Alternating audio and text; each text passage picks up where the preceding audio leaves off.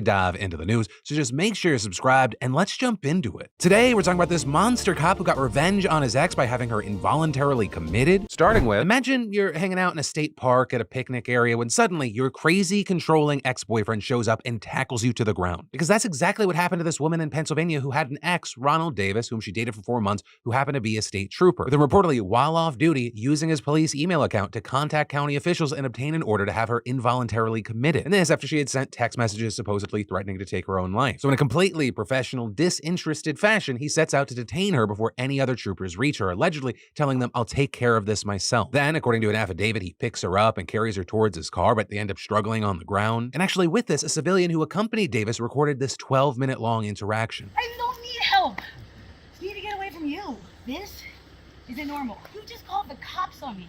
You're a cop. You're insane. And then you paint me to look insane. As I'm sitting on the ground with my head slammed into this and that.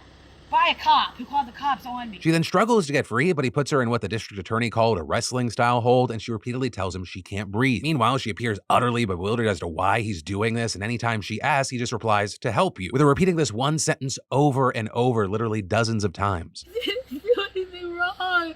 I didn't do anything wrong. And according to the DA, the physical struggle resulted in injuries to her forehead, torso, back, arms, and lower body. But eventually, the uniformed officers arrived, they put her in a vehicle, and they cart her off to a mental hospital, where she is then trapped for 5 days, with eventually the medical staff determining she was okay to be released, and that was that. Except not really, because here's the thing. When she finally got out, the police interviewed her and took a look at the text messages in which she supposedly threatened to take her own life. And surprise, surprise, the messages actually appear to be hypothetical in nature and part of a larger argument over their deteriorating relationship. Or, as the DA put it, taken in context, the text revealed her frustration with Trooper Davis and his controlling behavior, not a true desire to harm herself. And in addition to that, she told police that Davis actually said to her, "I know you're not crazy, I'll paint you as crazy," prior to having her committed. And so now the tables have turned because Davis has now been arrested on several charges, including strangulation, assault, and false imprisonment. And that is where your daily dive into the news is going to end today. But for more news you need to know right now, I got you covered right here. You can click or tap, or I got links in the description. And remember, as always, my name's Philip DeFranco. You've just been filled in. I love yo faces, and I'll see you right back here for more news tomorrow.